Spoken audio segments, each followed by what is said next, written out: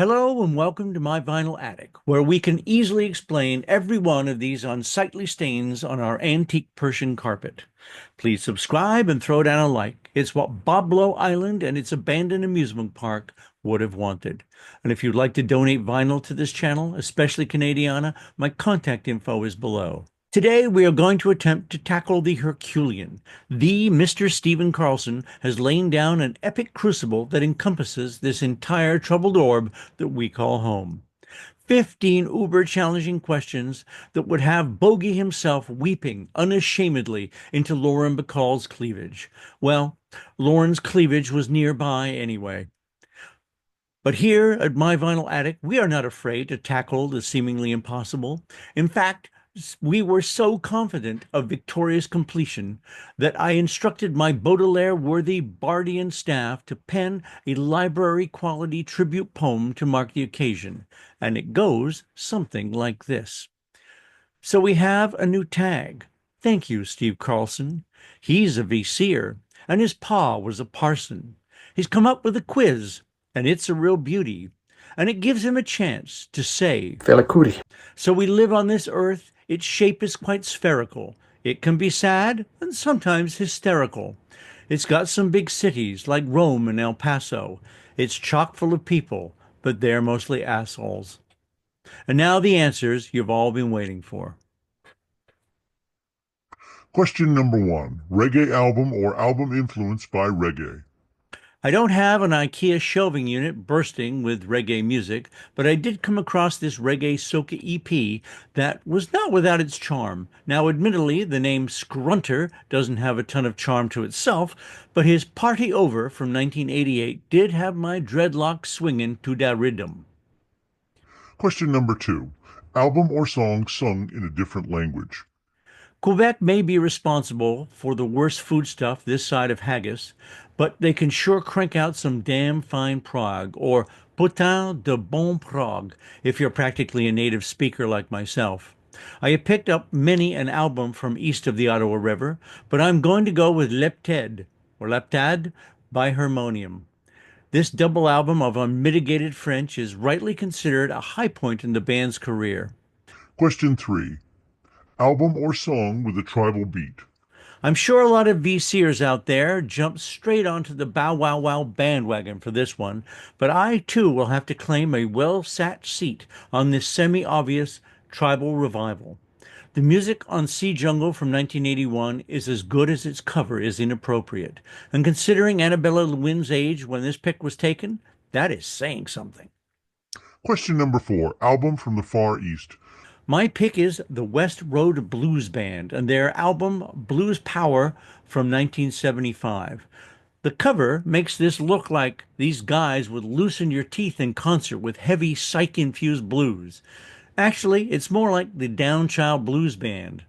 Even for 1975, this feels a little retro, but not unenjoyable. Question number 5. Album that uses a sitar? This was a challenge. I went online to see a list of sitar songs, and I had any number of the artists, but the sitar was on a different album to the one I owned. Finally, I landed on Lynn County. I purchased this album a million years ago, but I don't think I ever listened to it. It took the entire world and Steve Carlson, the Steve Carlson, to bring me together with this psychedelic sitarian delight. Question number 6. Album from Scandinavia include Denmark and Iceland? At first, I was going to go with C. Melkvist and her album Zoo Gast By. In 1964, she became the very first Swede to have a hit in the U.S. Billboard chart with Soul, Soul, Soul from this record. She also had a #1 hit in West Germany in the same year with Liebeskummer locht sich nicht. Who wouldn't fall into bed after hearing a romantic entreaty like that? But since Mr. Carlson mentioned Denmark, I went with the Dolly Rocker movement. I have two of their albums, from 2006, Electric Sunshine, and 2007, A Purple Journey into the Mood Machine. They're kind of psyche. I sort of think of them as a less in-your-face Baby Woodrow's. Question 7. Album from or influenced by Africa? This was a tough one, well, for me. But I did go with Salif Keita and his 1987 Soro album, Salif is from Mali. That's Africa, baby. Question number 8. Album from Australia. I didn't have to think very long about this, although there are a mass of great Australian artists. Okay, perhaps I did take a few moments to consider Under the Sun by Paul Kelly, who is an absolute god in Aussie Town, but I eventually went with the Black Sorrows' Hold On to Me, a masterpiece of an album. Question number 9. Album from South America or music inspired by the continent. I had a really good psych album from South America, but I'll be damned if I can remember its name. So I had to go with Alfredo Sal con la Orquestra de Terig Tucci and his album Hoy. Alfredo wouldn't sound out of place as a romantic lead in a 1930s musical. And if I ever remember the name of that other band, which I really liked, I'll let you know. Question 10. Music from an island nation beside the UK. Australia is a continent, not an island, FYI. I've already blown through Japan, so I'm going to go with the best from Auckland, New Zealand. Wonderful pop band, and the bass player writes a very entertaining blog about his breakfast.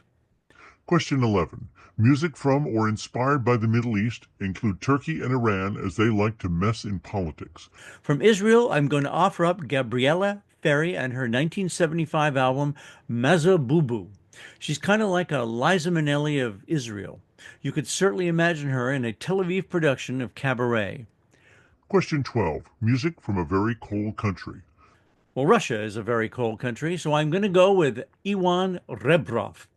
I have a couple of his albums, but I decided to go with this one because he looks an awful lot like Billy Crystal getting shit-faced.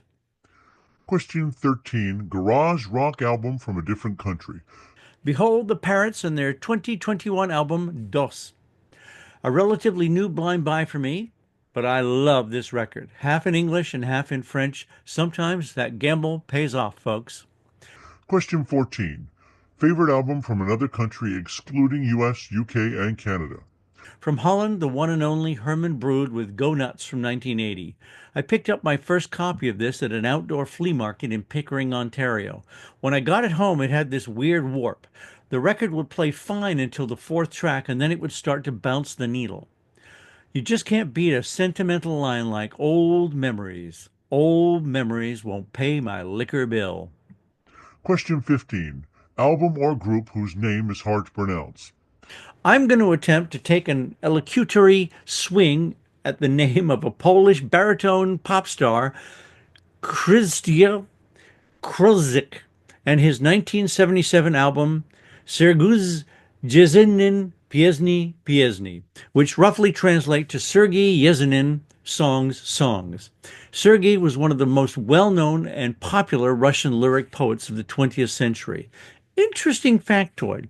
Sergei's last poem, Goodbye, My Friend, Goodbye, was written the day before he died at age 30. Yesenin complained that he had no ink in his room to write the poem, so he was forced to write it with his own blood.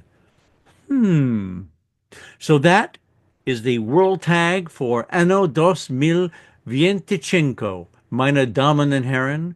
But I'm not going to say fini. No, I'm going to say a heartfelt Fela Kuti.